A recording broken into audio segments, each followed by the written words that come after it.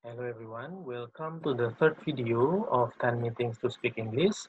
And in this third video, we are going to learn about the last pieces to understand tenses and to use it in conversation in speaking because the focus of this video series is speaking. Nah, in this video, we are going to discuss about present participle and past participle. In bahasa, we usually refer it as verb ing or verb three, ya, verb ing atau verb tiga. Nah, ini adalah bagian terakhir yang menurut saya esensial untuk memahami pembicaraan dalam bahasa Inggris, entah itu tertulis ataupun spoken. Nah, kita akan mulai. Yang pertama saya review dulu. Di video pertama dan kedua kemarin, kita sudah membahas tentang predikat. Bahwa ada predikat yang bisa berdiri sendiri. Verb yang boleh berdiri sendiri hanya ada 3, yaitu verb 1, verb S atau present, dan verb 2 atau past. Kemudian, kalau ada lebih dari satu kata dalam sebuah predikat, biasanya ada kata kerja bantu, atau istilahnya auxiliary ya. Nah, dalam bahasa Inggris, ada beberapa auxiliary, contohnya seperti modal, modality, ada can, may, must, shall, will, termasuk bentuk keduanya ya, could, might, should, sama would, itu harus diikuti bentuk dasar atau verb nol. Kalau to be ya bentuk dasarnya be. Karena verb predikat kan kalau nggak verb pasti to be. Nah, kemudian ada juga has, have, had yang harus diikuti verb 3 kalau verb. Nah, kalau diikuti verb 3 atau been to be-nya, maka has, have, had berarti telah.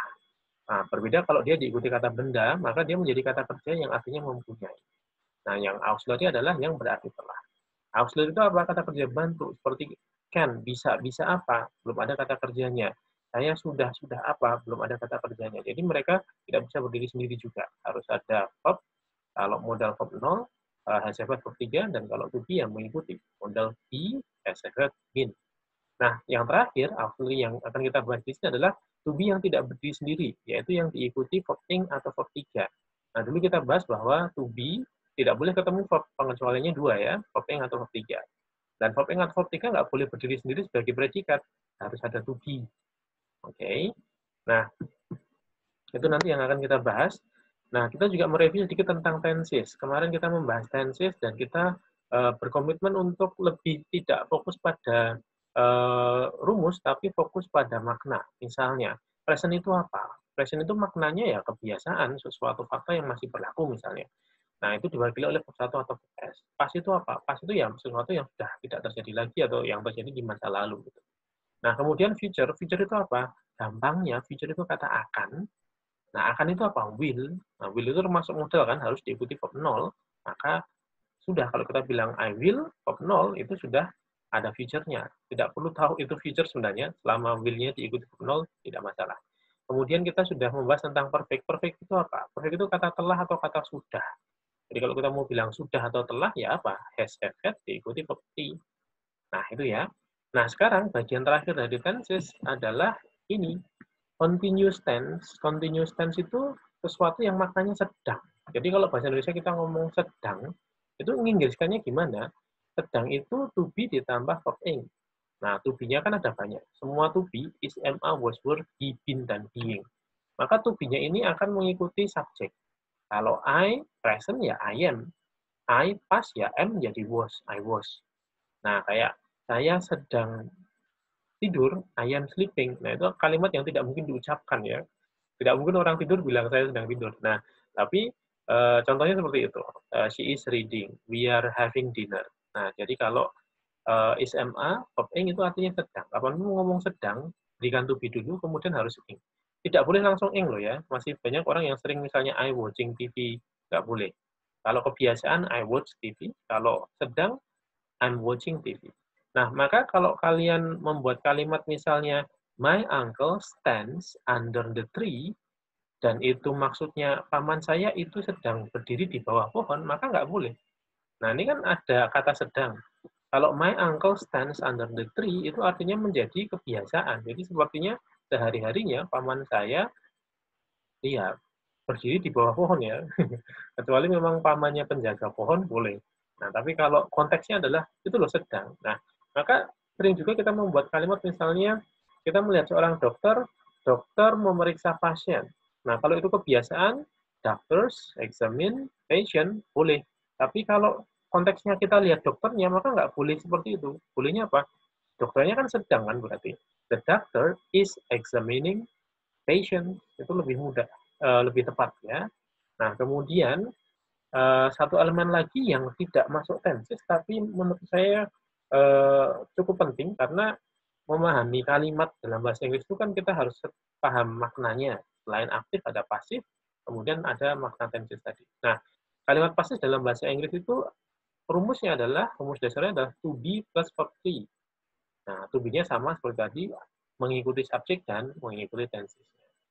Nah, ketika menggunakan kedua ini, jadi to be, kalau ketemu verb itu kemungkinannya cuma dua, yaitu verb ing atau verb 3. Kalau verb ing sedang, kalau verb 3.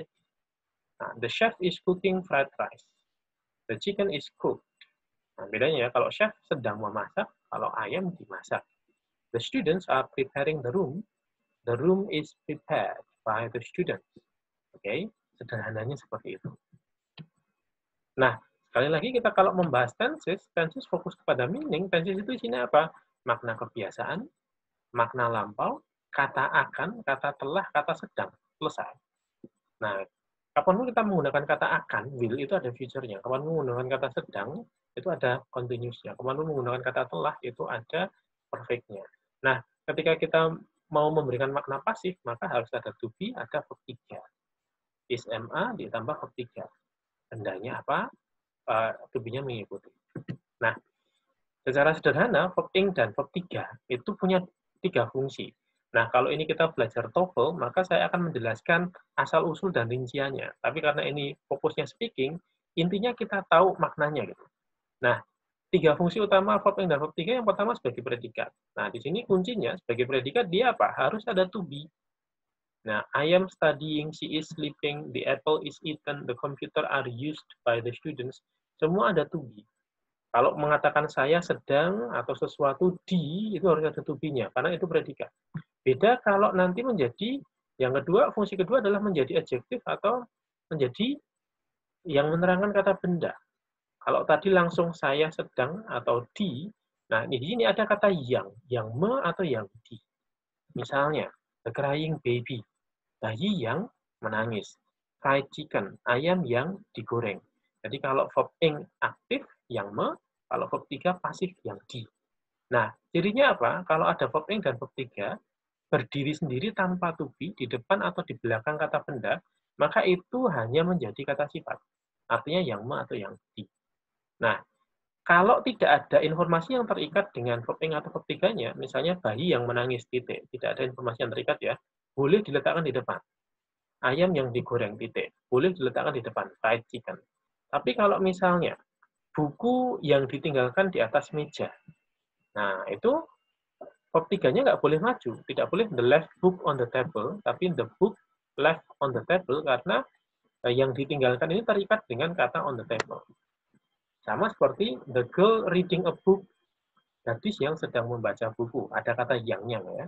Beda lagi dengan kalau gadis sedang membaca, maka the girl is reading. Tapi kalau yang me, the girl reading saja. The girl reading a book is reading. Nah, kata reading tidak boleh the reading girl a book, karena readingnya terikat dengan. Tapi kalau nggak ada ikatan, boleh di depan ya. Nah, kemudian yang ketiga adalah menjadi keterangan. Keterangan me atau di. Sama seperti tadi, aktif atau pasif. Misalnya, cirinya apa? Kalau dia berdiri sendiri tanpa subjek, itu dia menjadi keterangan. Misalnya, atau berada di belakang konektor. Misalnya. When heated, ice melt. Nah, kalau dia verb 3 itu pasif. Ketika dipanaskan, es meleleh. Before taking a shower, I clean my room. Sebelum mandi, nah, orang Indonesia kan sering ngomong gini, jadi sebelum mandi, sebelum makan, sebelum tidur, itu kalau aktif tidak boleh pakai verb 1, verb S, nggak boleh. Jadi misalnya setelah mencuci baju, after doing the laundry, nah tidak boleh after do the laundry. Kalau mau pakai verb yang verb 1, verb S harus ada subjeknya. After I do my laundry, boleh. Oke. Nah, jadi kalau mau menyingkat gunakan verb ing atau verb 3 dan pahami maknanya aktif atau pasif. If used carelessly, jika digunakan dengan ceroboh, it will be dangerous. When hiking, ketika naik gunung, ya, make sure everything is safe. Nah, jadi ketika mau menyingkat verb sebagai keterangan, maka harus verb ing atau verb 3. Kemudian, verb ing atau verb 3 masih tadi sebagai predikat, sebagai kata sifat, sebagai keterangan, kita harus di alert-nya bagaimana? Yang pertama, jangan menggunakan verb ing verb 3 sendirian sebagai predikat ya tadi ya, tidak boleh I sleeping, nggak boleh, I watching nggak boleh. Kalau itu sebagai predikat, I'm watching, I'm sleeping. Tapi kalau tidak sebagai predikat, justru nggak pakai to be ya. Misalnya, yang di. Nah, wanita yang sedang membaca. The girl reading. Nah, the woman cooking. Ayam yang dimasak. The chicken cooked. Kemudian, kalau adverb, jangan menggunakan verb 1, verb S, dan verb 2 sebagai keterangan tanpa subjek. Jadi kalau pakai subjek, harusnya komplit. Misalnya, before I take a shower. Tapi kalau disingkat, kalau itu aktif, mandi kan aktif. Before taking a shower. Nah, seperti itu. Jadi, kalau menyingkat, gunakan verb ing atau verb 3. Nah, dibiasakan ya nanti. Kemudian dilatih. Jadi, berdiri sendiri tanpa konektor itu keterangan saja. Berada di depan atau di belakang kata benda, tanpa to be, itu menjadi kata sifat saja. Yang me atau yang di. Tapi kalau ada to be, itu menjadi predikat. Nah, coba dilatih misalnya. Kami sedang menyiapkan materi. Sedangnya langsung kan nggak pakai yang, maka we are preparing the material. Barang ini dibuat. Nah, dibuatnya tidak pakai yang. Maka this item is made in atau was made in China. Jack sedang menulis. Jack is writing. Laporannya ditulis. The report is written by Jack. Nah, materi yang disiapkan oleh Jack, nah ini the material prepared. Langsung verb 3 karena ada yang di ya. Nah, barang yang dibuat di Cina, the item made in China, langsung verb 3 yang di. Tapi kalau sama ikan yang dibakar, the grilled fish tidak ada keterangan ya, maka grillnya boleh di depan. The grilled fish kayak fried chicken. Wanita yang sedang menulis buku, the woman writing a book, ada yang aktif ya. Oke, tidak boleh maju ke depan. Kemudian keterangan, misalnya ketika berbelanja baju, when shopping for dress, bisa sebelum dimasak, before cooked, sesudah membersihkan ruangan, after cleaning the room, ketika dikombinasikan dengan oksigen, when combined with oxygen, setelah mandi, after taking a shower. Nah, nanti dilatih, latihannya bagaimana? Nah, ini. Yang sudah kita pelajari, kemarin kita thematic learning-nya membahas tentang daily activity. Itu coba sekarang diceritakan kembali dengan shorter term, dengan menggunakan verb ing dan verb 3. Kemudian, you can retell your story and use this shorter term also, verb ing and verb 3. Nah, ini beberapa contoh. Yesterday, when walking home, ketika sedang berjalan ke rumah, when walking home, I saw Jack and his new girlfriend. After enjoying the sunset, we decided, setelah menikmati, jadi kalau bahasa Indonesia kan sering sekali ya, sebelum, sesudah, di, nah itu kita pakai verb ing atau verb 3. Nah, before made into chips, sebelum dibuat menjadi keripik, potatoes are washed and peeled. Nah, the peeled potatoes, nah ini tentang yang sudah dikupas, kemudian Nah, jadi ini untuk video ketiga kita, kalau kita sudah paham ini, sebenarnya berbicara itu kan hanya memahami, bisa membuat kalimat yang baik, dengan konteks yang baik. Kalau dalam bahasa Inggris kita bisa mengatakan konteks saat ini, lampau, kemudian mengatakan akan, telah, sedang, dan di. Nah, kalau kita sudah paham ini dan kita membaca pun akan lebih bisa memahami, oh ini artinya yang, ini artinya yang di, ini artinya telah terjadi atau sedang terjadi atau dulu atau ini masih benar. Nah, jadi direview lagi apa yang sudah kita pelajari and practice it. Yes, that's the third video. I'll see you in the next occasion. Thank you.